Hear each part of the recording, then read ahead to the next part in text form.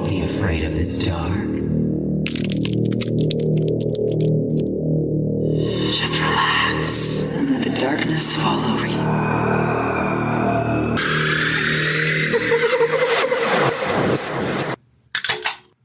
Welcome to Afraidish, a podcast where every 4 episodes we venture into a new state and take a deep dive into the history and paranormal while enjoying some tasty adult beverages. From ghost sightings to hauntings, urban legends and cryptids, let's get weird and afraid-ish together.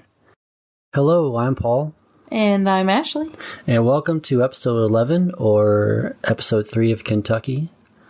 It's been a while. 3 already? Yeah. Wow. I thought this was episode 2. No. Yep, we're actually on the 3rd episode of Kentucky. Woohoo! I did not realize we were already on episode 3. Yep. That's what happens when you dance with Mary Jane every night. Yeah. Anyways, sorry that it's so late, but life happens. It's my fault. I've been having a passionate affair. I've been in an on again, off again romance for the last 9 years with crochet. Yeah. And I picked it back up again recently, and I have not stopped long enough to do any research, so my bad. It's fine. I got a long story today anyways. Woo! Let's go ahead and get started. Let's start off with another 5 fun facts about Kentucky. You need like a sound effect for 5 fun facts. Yeah, I'll work on that. Number 1, Fleming County is recognized as the covered bridge capital of Kentucky. At one time, there were more than 400 covered bridges in the area, but now only 13 have been preserved. Does Ichabod Crane know? I don't know. Whenever I think of covered bridges, I straight up, Sleepy Hollow. That's immediately. Number 2, Covington's Cathedral Basilica of the Assumption is home to the world's largest hand-blown glass window, which is an astounding 24 feet by 67 feet. Oh.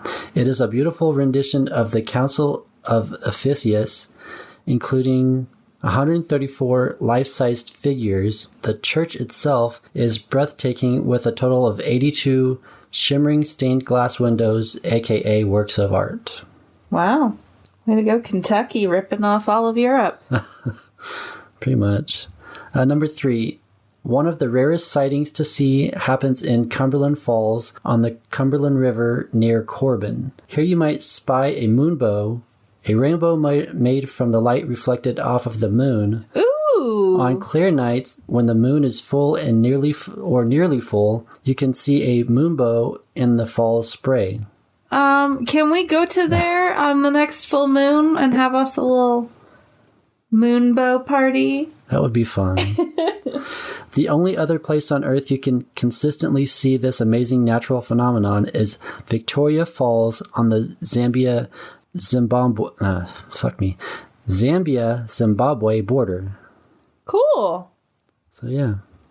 Fascinating. I love waterfalls. I don't know if you know that about me. I like waterfalls. Yeah. Don't go chasing water. Oh, no. Anyways, number 4. Kalen's restaurant in Louisville claims to have invented the cheeseburger in 1934, although a Denver drive-in called Humpty Dumpty's patented it a year later. Is that place still open? Can we go there? I don't know. I want to go eat at Humpty Dumpty's.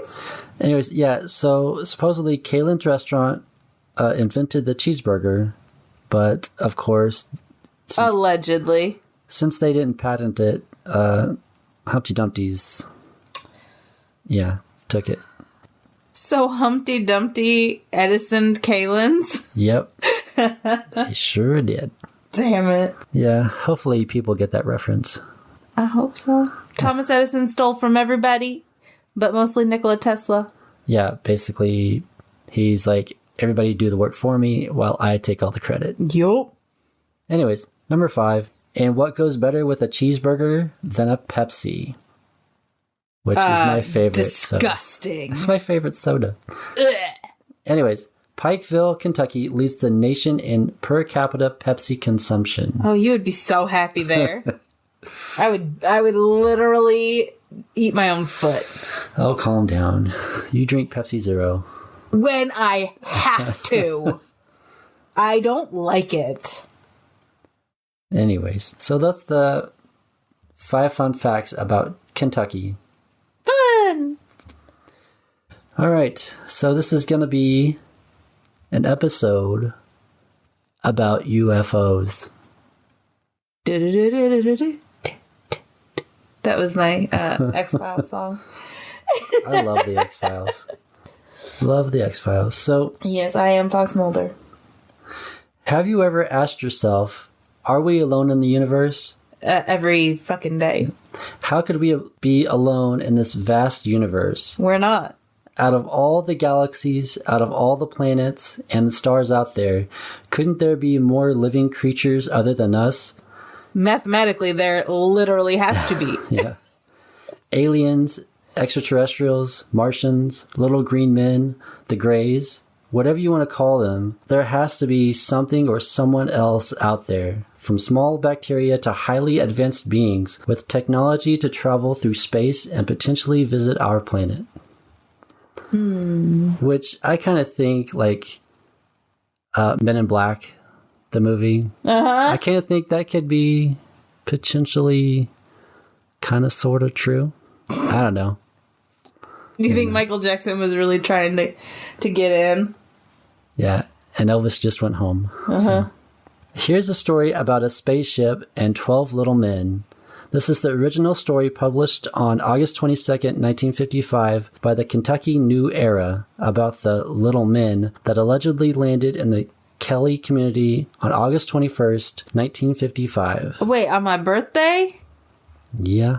Oh, shit. Anyway, all kinds of investigations were going on today in connection with the bizarre story of how a spaceship carrying 12 to 15 little men landed in the Kelly community early last night and battled occupants of a farmhouse. Most officials of the probes were reportedly being staged by the Air Force. More than a dozen state, county, and city officers from Christian and Hopkins counties went to the scene between 11 p.m. and midnight and remained until after 2 a.m. without seeing anything either to prove or disprove the story about the ship and its occupants.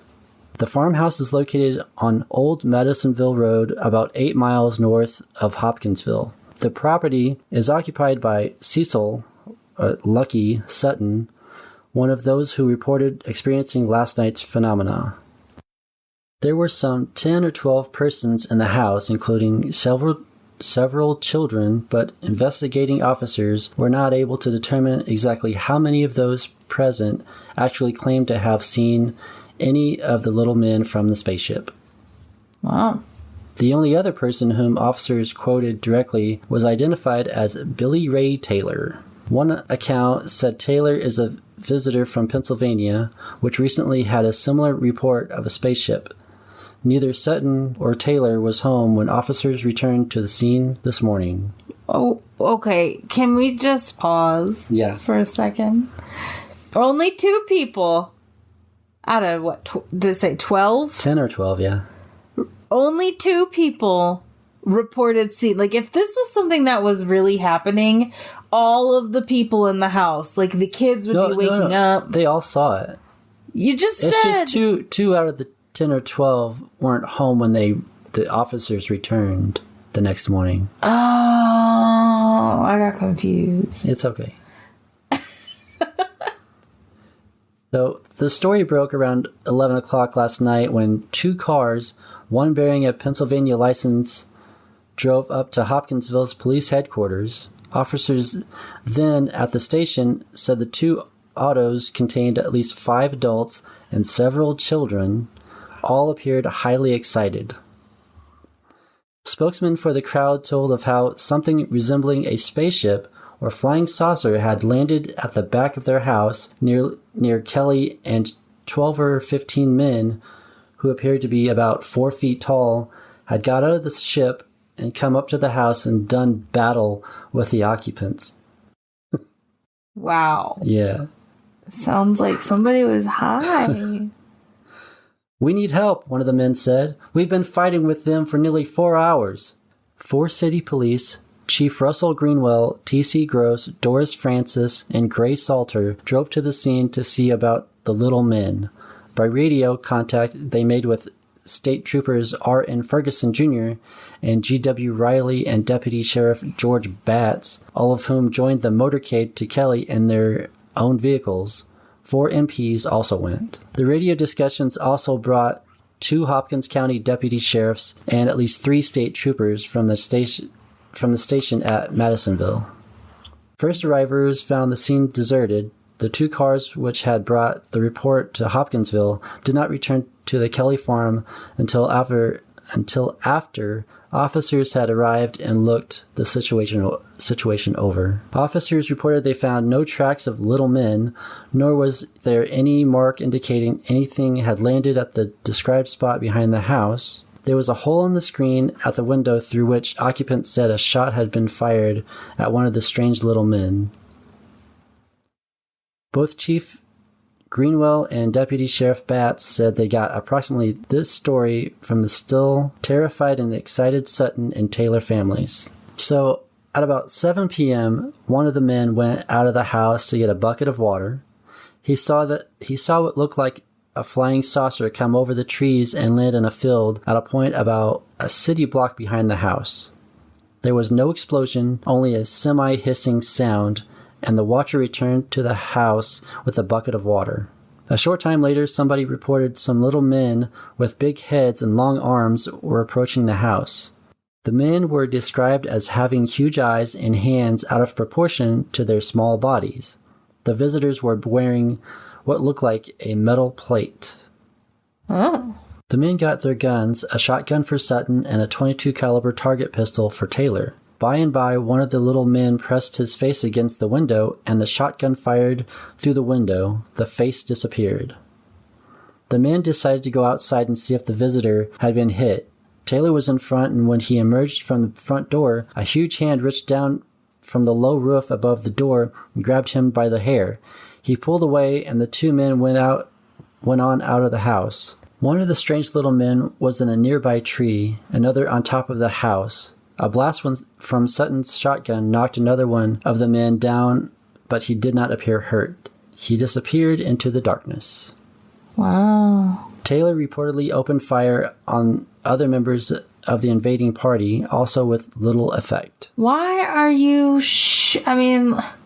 I don't know, like, what if they were just coming to be like, hey, we come in peace, and these guys are just blowing their heads off? I'd fight back too. Yeah. The battle went on for some time. When the occupants of the house saw their chance, they jumped into their cars and drove to Hopkinsville for help. Deputy Sheriff Batts said the men told him that in all they fired up about 4 boxes of .22 pistol shells. The officer quoted a neighbor saying he heard shooting over at the Suttons but distinguished only about 4 shots and mistook them for firecrackers. Why would you shoot firecrackers in the middle of the night? If they said they emptied 4 boxes of shells, but the neighbor said he could really only hear 4 shots. Yeah. That's, yeah. And mistook them for firecrackers. Like, I get why, you can't see them, but I get why someone would want to set off firecrackers at night. Let's blow shit up. Yeah. Most of the officers remained at the site for more than 2 hours. During that period, there were approximately 25 persons at the scene. The only excitement during the period the officers were there came when an MP happened to step on a cat's tail while walking in the darkness near the house. The cat let out a squall, and for a few seconds there was much activity and scurrying around on the part of those present. 2 officers who returned to the Kelly area early this morning reported hearing that the little men had reappeared around the Sutton home around 3:30 a.m. Jesus. Other investigators who went to Kelly later during the morning said they were told Sutton and Taylor had gone to Evansville today. Officers who visited the scene during last night's excitement were reluctant to express any opinion today regarding the reported invasion of Kelly. All officials appear to agree that there was no drinking involved, which is surprising for Kentucky. The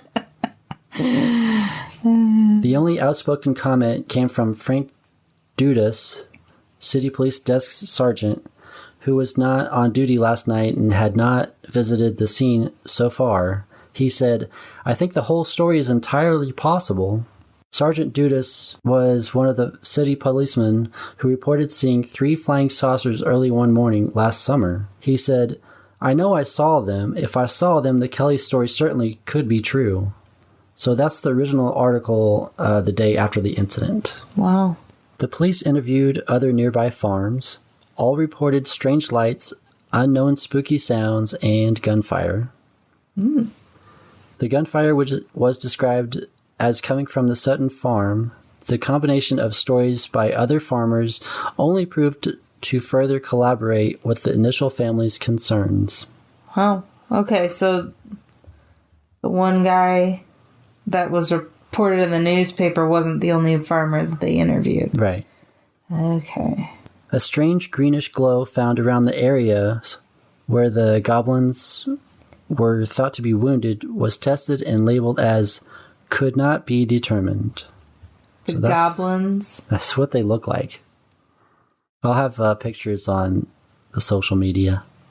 Oh, there's of pictures? what they supposedly... They're like... renderings? Yeah, sketches and whatnot. The family was deemed both sane and competent, with no desire for media attention, nor interest in exploiting the incident for publicity and notoriety. Still, over the years, it has been featured on several television shows and specials, including Unsolved Mysteries. Oh. Yeah, I like that show. Yeah. In the following days, after radio stations and newspapers, including the New York Times, reported the incident, hundreds of curiosity seekers descended on the farm, often ridiculing the Suttons as ignorant or fraudulent.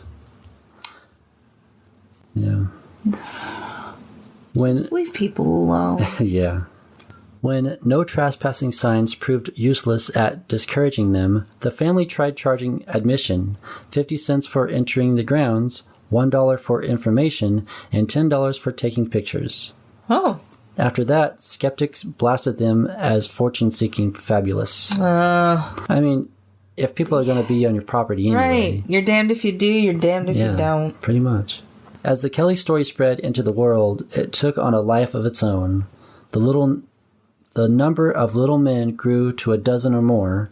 A few years later, the little metallic men were conflated with an eastern Kentucky woman's report of a flying saucer and a 6-foot-tall man in green, helping launch the myth of the little green men. Here's Glennie Lankford's first-hand account of the encounter reported in the Project Blue Book case file. So the names are redacted in this case file, but I know at least one, which is Glennie Lankford's. Okay. My name is redacted, which is Glennie Lankford. Age 50, and I live at, redacted, Hopkinsville, Route 6, Kentucky. On Sunday night, August 21st, 1955, about 10:30 p.m., I was walking through the hallway which is located in the middle of my house, and I looked out the back door south and saw a bright silver object about 2.5 feet tall appearing around. I became excited and did not look at it long enough to see it if it had any eyes or move. I was about 15 or 20 feet from it. I fell backward and then was carried into the bedroom. My 2 sons, redacted, age 25, and his wife, redacted, age 29, redacted, age 21, and his wife, redacted, age 27, and their friends, redacted, age 21, and his wife, age 18, were all in the house and saw this little man that looked like a monkey. In the house? In the house. About 3:30 a.m., I was in my bedroom and looked out the north window and saw a small silver shining object about 2.5 feet tall that had its hands on the screen looking in. I called for my sons and they shot at it and it left. I was about 60 feet from it this time. I did not see it anymore. I have read the above statement, and it is true to the best of my knowledge and belief. Wow. Witness John E. Albert, certified true copy, Charles N. Kirk, First Lieutenant, USAF, and all that. Wow. So, while the incident eventually attracted the attention of the Air Force UFO Investigation Program, or Project Blue Book, documents suggested that its team never officially pursued the matter. Beyond checking in with their Fort Campbell counterparts, who had been briefly at the scene for the first night, one of the most thorough investigations of the Kelly incident was undertaken in 1956 by ufologist Isabel Davis and published several decades later by the Center for UFO Studies, a group founded by astronomer Dr. J. Allen Hynek, Project Blue Book's civilian investigator. Her nearly 200-page report, co-written with Ted Blocher, includes detailed maps, drawings, documentary records, summaries for similar accounts around the world, and interviews with several Sutton family members and police investigators. Wow. Davis summarized the latter's concern about the lack of physical evidence, but to her reckoning, none of the possible explanations, a deliberate hoax, a publicity play, group hallucinations, made sense.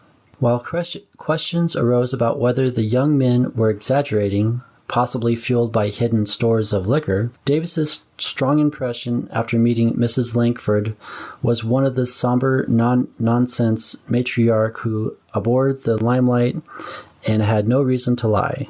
None of the witnesses, Davis noted, had any history of making preposterous allegations. Wow. In 2006, Joe Nickell, Senior Research Fellow of the International Committee for Skeptical Inquiry and a self-styled paranormal investigator, reviewed the accumulated evidence in an article entitled Siege of the Little Green Men, the 1955 Kelly, Kentucky incident. In it, he raised suspicion about what he called Billy Taylor's embroidered testimony. He matched Taylor's UFO sighting with similar reports from that day, which suggested a small meteor in the vicinity. As for the little men, Nickell floated an explanation used for other alien encounter stories: owls. What? Yes. In particular, the great horned owl, aka the hoot owl, has long wings that could be mistaken for arms, along with talons, yellow eyes, long ears, and round head that might also match the little men description. As for their metallic shine, Nickell suggests they could have easily been reflecting moonlight, which I doubt that an owl is going to put their face against a window. Yeah, I don't see an owl behaving like that. Yeah. But while hoot owls are known to be active at dusk and extremely aggressive when defending their nest, some investigators question characterizations of the creature as hostile. To some, their behavior that night in Kelly appeared to simply be curious. Fun fact, the game character Pokemon Sableye is based on the Kelly Hopkinsville Encounters creatures, aka goblins. In the game, the gremlins walk in the same swaying motion as described by the original witnesses. The encounter is also the basis for It Came from Kentucky by Annoyance Theater's musical based in Chicago, Illinois. Wow. The fact that they had a spooky alien encounter near the peaceful towns of Hopkinsville and Kelly means anything is possible in Kentucky. This is true. Yes. No harm was done to any involved, but just the observation itself could make things very strange. Interesting. Descendants of the original occupants are usually hesitant to speak of it, but those that have stated that it was very real to their relatives. Relatives of the residents described the look of fear and the tremor of their voices when the incident was brought up. Hopkinsville, however, actually celebrates the invasion the third weekend in August as the Little Green Men Days. We should go there for my birthday sometime. Yeah. Just to check it out. Yeah. Be fun. It was 2010, and citizens of Kelly, a farm town of 300 people in western Kentucky, were brainstorming ways to make some money. They had founded a neighborhood watch group and thrown community barbecues, but it all had been paid for out. Fuck me. Mushmouth. But it all had been paid for out of pocket. That was not sustainable. So they started sifting through the town's archives for something in its history worth marketing. It came down to the train tracks of the aliens, resident Joanne Smithy told the Washington Post. They went with the aliens. Well, obviously, what's up with the train tracks? I don't know. Are they haunted? I have no idea. So Smithy's group, Kelly Community Organization, turned the Kelly Hopkinsville encounter into the Kelly Little Green Men Days Festival, a celebration with aliens and flying saucers that coincide every year on the shootout's anniversary, August 21st, 1955, or Ashley's birthday. Well, 45 years before, no, 35 years before Ashley's birthday, no. I don't know. I'm so fucking bad at math. 55 to 90. 45 years. Yeah. Yeah, 45. No. Yes. 35. 35? Yes. For real? 35 years. No. No, I don't know. That's so... You're 39. 38. You'll be 39. Yes. You are... I'm having a little bit of an existential crisis right now. It's 35 years. Yes, 35 years before I was born this happened. I'm 31. Yes. That's just like... You think of the 50s... I think of the 50s as being so long before I was born. But it's the same amount of time since I've been born. That's true. From now. Yeah. Anyway, the incident and its ensuing coverage helped to solidify the idea of aliens as little green men in popular culture. Although Taylor and the Suttons described the aliens as little silver men, newspapers ran with little green men instead. Because why not? Well, why do you think that they would be gray and have great big eyes? Because they're farther away from the sun. Yeah. They need less pigment in their skin to absorb necessary energy from the sun's rays. Yeah. And you need big-ass eyes to be able to see in that dim of light. Yeah. I mean, listen. That may be because the idea of little green aliens had been around since the 1920s with the birth of science fiction. There are those who still don't think the incident was science fiction, however. There are millions of stars and planets in the universe, said Geraldine Sutton Stith, the daughter of Lucky Sutton. I can't possibly believe ours is the only planet with life. Today, Stith is determined that the world hears her family's side of the story. The remaining survivors of the encounter refuse to talk about the incident, so Stith does it for them.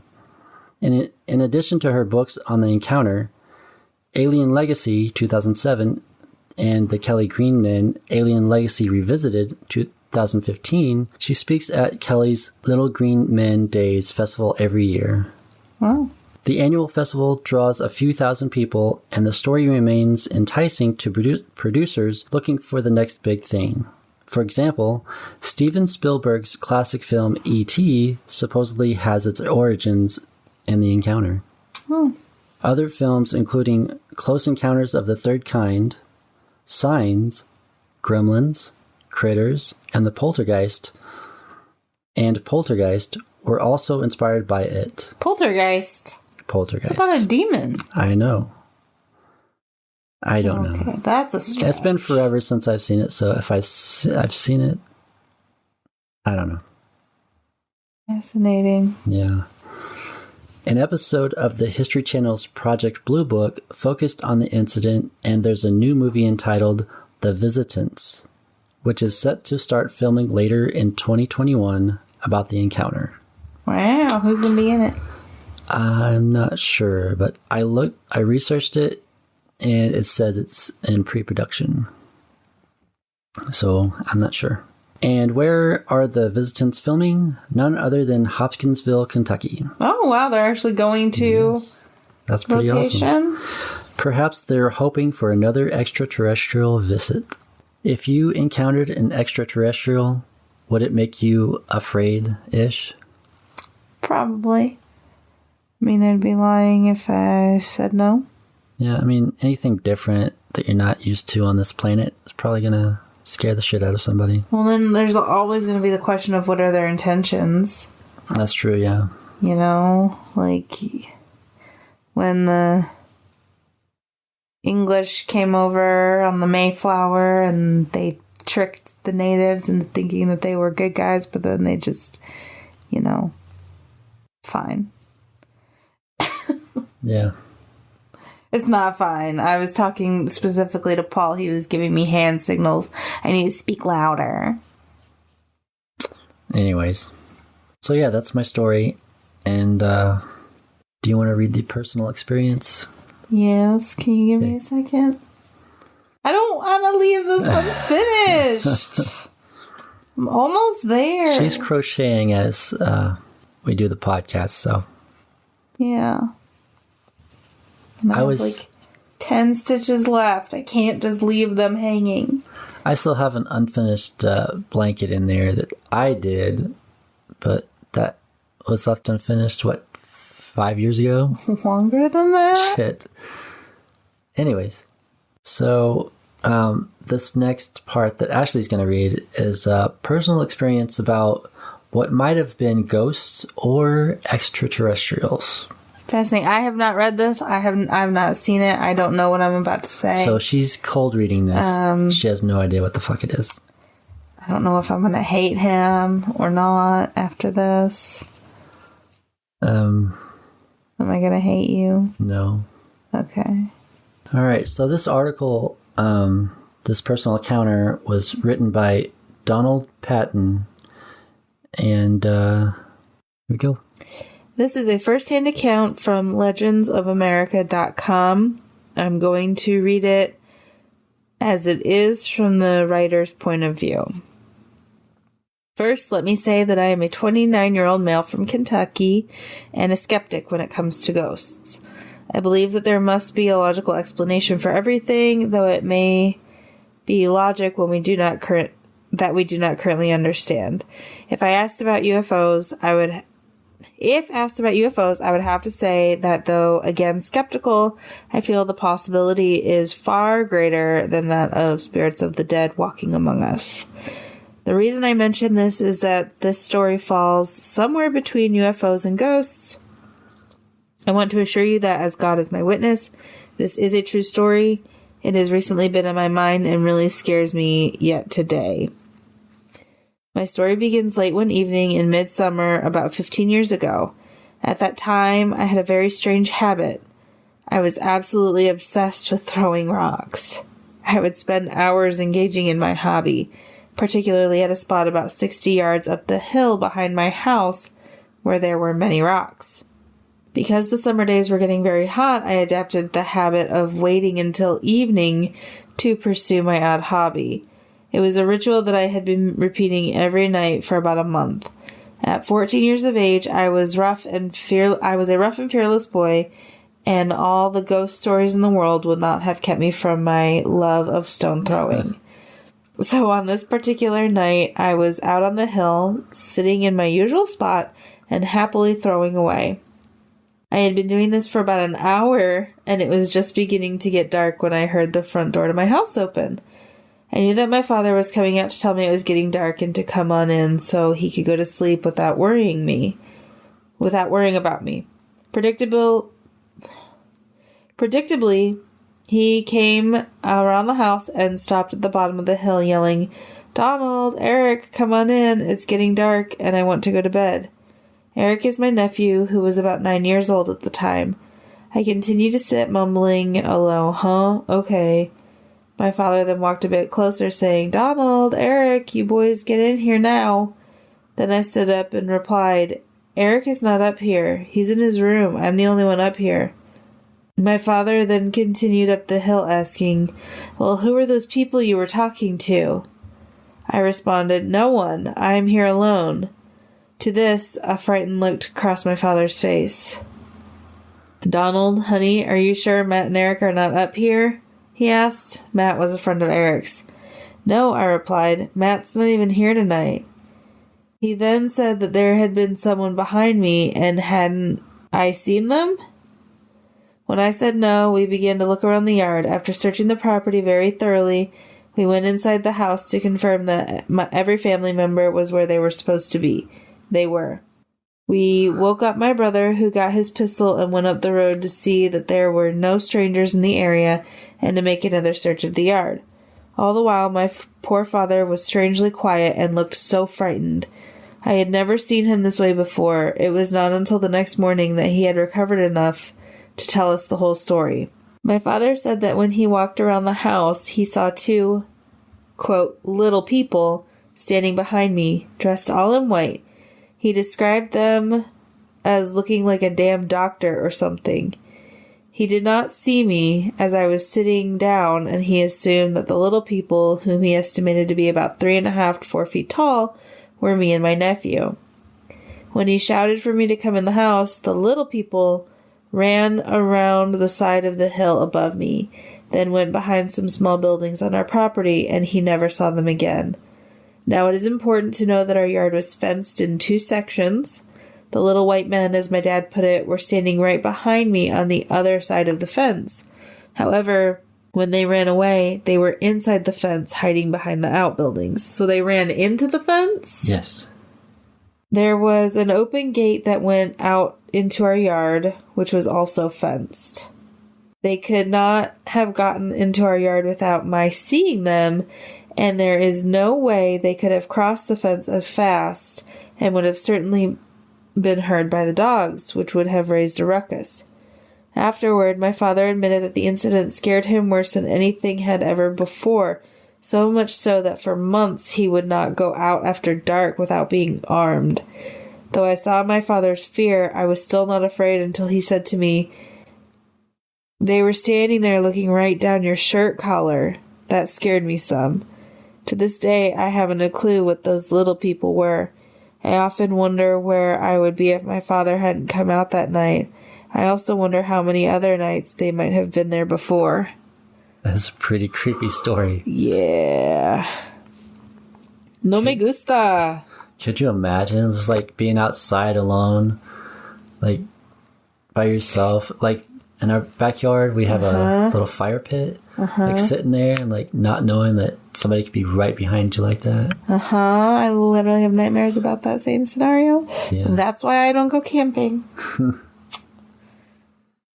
Anyways, think that's it for our stories. Not bad. So, yeah.